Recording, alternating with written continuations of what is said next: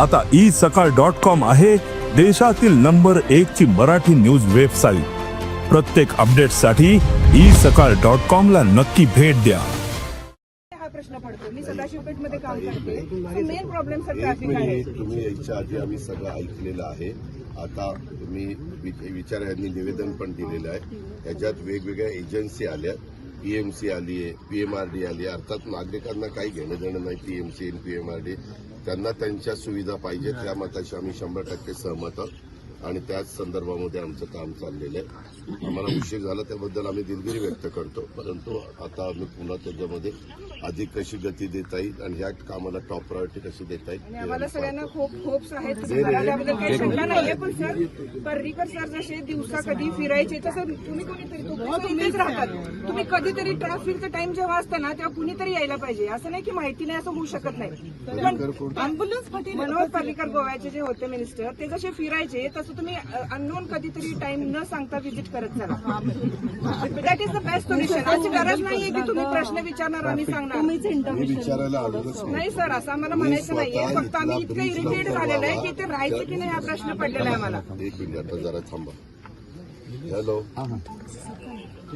मी आणि आम्ही ज्या एरियात आता थांबलेलो आहे तो एरिया पीएमआरडी कडे, तर तो आता आपण पीएमसीकडे हँडओव्हर केला पाहिजे। आणि इथं खूप नागरिक मोठ्या प्रमाणात राहायला आलेले आहेत वेगवेगळ्या भागातनं, त्यांना तिथं ज्या ओपन स्पेस मोठ्या मोठ्या बिल्डरनी ज्या सोसायट्या बांधलेल्या आहेत किंवा कन्स्ट्रक्शन केलेलं आहे तिथं त्यांना गार्डन किंवा इतर ज्या काही सुविधा लागतात त्या सुविधा देण्याची गरज आहे। कारण ते पीएमसी आणि पीएमआरडी असं ते त्रांगडं निर्माण झालेलं आहे। केशवनगर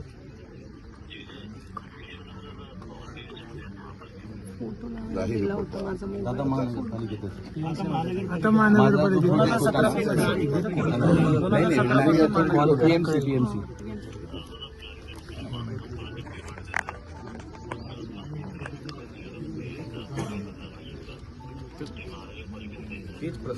नाही तुम्ही काय होतं, तुम्ही बांधकाम परवानगी देऊन बसताय, बिल्डर बांधकाम करून जातोय आणि नंतर तुम्ही म्हणता आता पीएमसीने सगळ्या गोष्टी पुढच्या कराव्यात। मग बांधकाम परवानगी देखील तुम्ही पीएमसीकडे द्या ना, तुम्ही कशाला तुमच्या हातात ठेवली?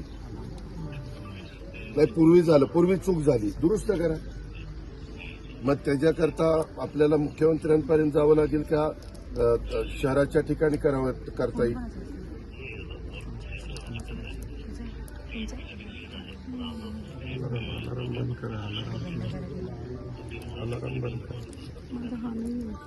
नाही त्यातलं नको, त्यांचं तुम्ही जे काही टॅक्स तुम्ही जे शुल्क घेतात नागरिकांकडनं, शुल्क घेतल्यानंतर नागरिकांचं म्हणणं आहे की आम्ही पैसे दिलेले आहेत आता आम्हाला तुम्ही सर्व्हिस द्या, काय चुकीचं आहे त्यांचं? टॅक्स किती येतात? टँकर्सचे 5,000 मंथली जातो आमचं।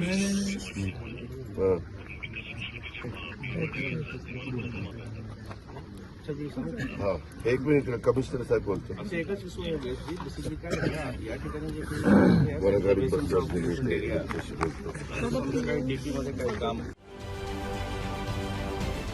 महाराष्ट्रातील सर्व बातम्यांचे विश्वासार्ह व्यासपीठ सकाळच्या सर्व सोशल मीडिया प्लॅटफॉर्मला लाईक, फॉलो आणि सबस्क्राईब करा। तसंच सर्व नोटिफिकेशनसाठी बेल आयकॉन प्रेस करायला विसरू नका।